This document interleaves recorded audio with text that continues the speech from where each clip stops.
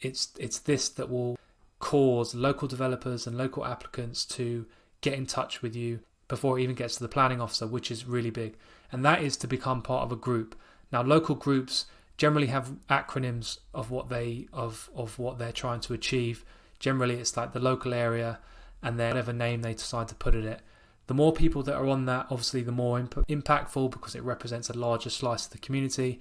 But what's also more important is if you can get hold of very influential people within that community on that group who either speaks on your behalf or is a very clear and active member within that community that everyone knows about, so that when that objection letter gets written, it not only represents you, but it represents hundreds or thousands of people that are impacted by this development. I was asked by someone who commented on one of my videos to put together a video on how best to object to a planning application. I was a planning officer for a number of years. I received objections, and there is an art to submitting a good objection and putting forward a good objection in order for it to be heard and considered most effectively. So I think the general feeling amongst people that object to a planning application is that it doesn't get heard. Now, that's not true. Every objection received by a planning officer is logged and then considered. Either if they do a full committee report, they will need to address the objection, or if they just do a decision without a report, maybe it's just issued through a decision notice, they will come to that decision through assessing your objections to that application. There are ways to submit an objection so that it does have more weight in the planning process, and generally that comes down to the quality of your objection. So there are a number of ways of doing that. Generally speaking, you need to stick to the planning rules. So most people that object to a planning application get very frustrated because most of the time objections are received by people that are influenced by their neighbour's work, their neighbour's project or development or whatever it is. And more often than not, it's to do with impact on privacy or daylight or something like that, which are all very valid concerns. Now, the one thing that gets mentioned so much that is not valid is that it affects your house value. It does not have any bearing on the planning process. The planning process is whether or not a development is acceptable on its surroundings, and that includes you as an objector, the neighbours, the general public, and also the actual residents of the itself. Is what they're doing going to create a good quality of living? Now, normally that comes down to brand new units, but those are the kind of things that are considered. So now I'll go through the best ways of writing an objection so that it's most effective as possible when it gets to the planning officer's desk. First of all, in your objection, you need to say what the impact is specifically on you. Now, if you're a neighbour, or if you're a neighbouring resident on the other side of the property, or if you're a local business, or if you're just a general member of public that sees the site often. In all of these instances, you need to make sure that you stick to the planning issues. That is the most effective way to ensure every element of your objection is considered by the planning officer correctly. Now, there are a number of planning issues that you need to make sure that your planning letter sticks to in order for it to be considered most effectively. Because a lot of objections, planning is quite an emotional topic. It affects people's day-to-day lives. So people find it very hard not to get angry and talk about issues that don't necessarily impact the planning system and the planning process. So it's really, really important in your planning objection letter to stick to the planning issues. Of course, direct your emotion to the correct things so that your energy and emotion is kind of felt and heard in your objections so that it is most effective. I'm not saying be emotionless. I'm just saying put it towards the planning issues so that it's most effective. So there are kind of few categories that you need to stick to. So generally speaking, when someone's doing a residential alteration or extension or a building, there are the kind of categories you need to stick to. And one of them is, what's the impact on you? And within that, you have things like amenity. Is there going to be any overlooking? Is there going to be any overshadowing?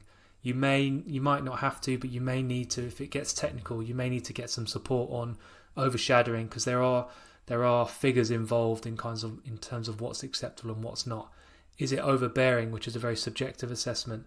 Is someone going to overlook you? That's very clear cut, and sometimes that can be quite easily overcome by a condition or an alteration to the design. So those are the kind of big main ones when it comes to impact on you. The other issues that you can do are the impacts on the local area. So there's always a design issue when it comes to most things of development. So if, like I say, stick with the housing example, if someone's building a big house, is it in character with the local area? Is it too big? Is the design right? i.e., are the windows the same proportions? Is the roofscape the same consistent across the other properties? Is the use of materials the same? Is it high quality? Does it actually respect the quality of the local area? Quite often there are just poor quality developments, which is a very, very valid objection to object to. Does it have any other impacts in terms of trees? Does it take out important trees? Now that will be assessed in the planning application, but it's certainly on evidence as well to raise those issues, because these come up as the most important issues to local communities, and that's what kind of does impact development. So does it impact trees? Does it impact the conservation area? Again, linking to the character of the conservation area, use of materials, use of fenestration, colours, roofscape, that kind of thing. Is it next to a listed building? Does it affect listed buildings? So with listed buildings, does it impact the setting of the listed building? And I should have said with conservation areas in general design, is it too big? Is the scale of it in keeping with the surrounding area? That's true of any building, whether it's inside or outside a conservation area, and whether it's near a listed building. It just gets more and more sensitive as you go along that line. And then generally speaking, there are loads of other issues that you can speak about. Generally, they are looked at by the planning officer because they are requirements as part of a submission. But of course, you can object to it, and you can help the planning officer by raising red flags that you notice. Generally speaking, these kind of objections are raised by people that are very much in the know. So a lot of local residents are very clued up on planning in certain particular areas of planning. So a classic one in London is basements. Basements have become a real issue in London, whereby some of them have actually impacted the underground stability of a building, and it has taken quite technical assessments in order to get that right. Sometimes even local authorities get that wrong, and I know of certain local authorities where local residents are very, very clued up, engineers, that kind of thing, and they are able to submit very valid and very clear objections as to why this basement might not be possible. So other issues you have, like I said, basements, you have transport. Is the level of parking acceptable? Is there going to be an increase in the amount of vehicle movements, and that will create levels of disturbance? If you're talking about commercial properties, what are the hours of deliveries? What is their hours of operation? This is all linked to the amenity issues. So basically, you don't want a 24-hour use right next door to you, which is going to impact the way you sleep. But even if you think it's obvious and you think the planning officer is going to pick up on it, make sure you raise it, because you need to raise it because they will read it, and then it may spark their attention to something they may have missed. So that's important. Anything that you think of that is stuck to the planning issues, then is very, very valid to make sure it's raised, but in a clear and concise manner, stuck to the planning issues so that it's most effective. So those are the kind of ways, and I'm sure I've missed some. There are hundreds of ways to object to a planning application, but as I've said, stick to the planning issues, keep it very concise, keep it relevant to the development. Don't go off on political tangents about, this local authority is approving all these types of developments. Just stick to this development. What are the impacts on you? What are the impacts on the local area? And what are the impacts on the local area? And things like, what's the impact on the conservation area? What's the impact on listed buildings? Sustainability, transport issues, those kind of things. Stick to that, and then your objection will be considered most effectively. So those are the ways to write an effective objection. Now that is done by, generally speaking, by one person. It can be done by multiple as a kind of group, as I'll get to in a minute. But there are other ways that you can influence the planning process during an application. One of them is you can attend planning committees to raise your objection at the planning committee. Now, generally speaking, all local authorities will have a process by which you can register your interest to speak at a planning committee. Some will give you a certain time frame in order to speak, so you may get a couple of minutes.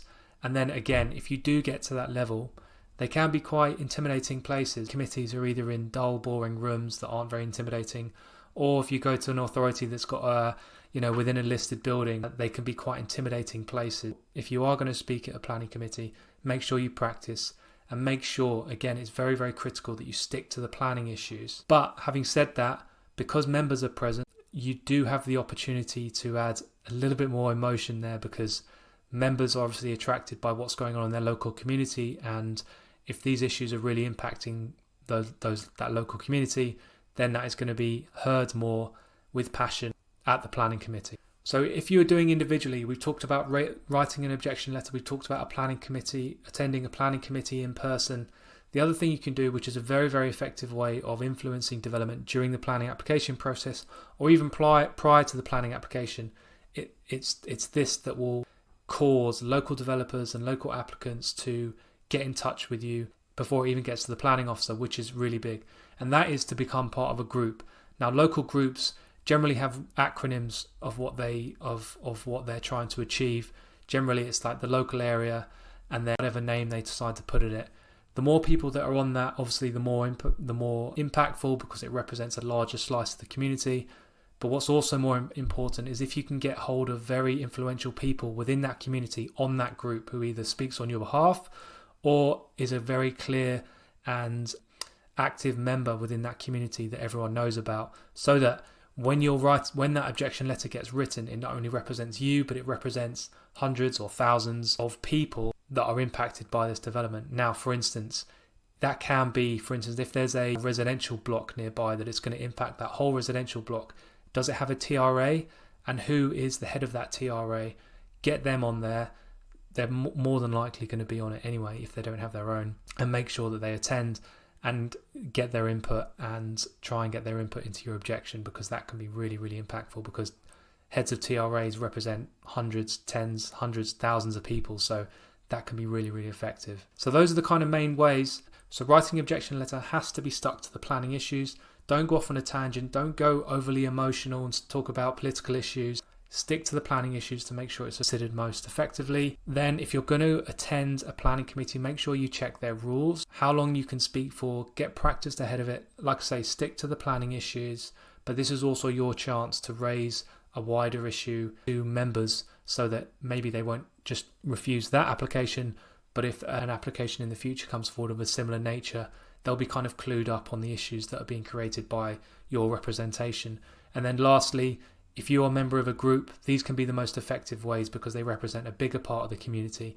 If you're part of a local group, make sure they object to the planning application the way you would like them to, and try and get as many influential people in the community as possible to object along with you. And that will really, really get to the point of really impacting development, and you'll get heard most, not by only the applicant, by the local authority and the planning officer who ultimately makes the decision.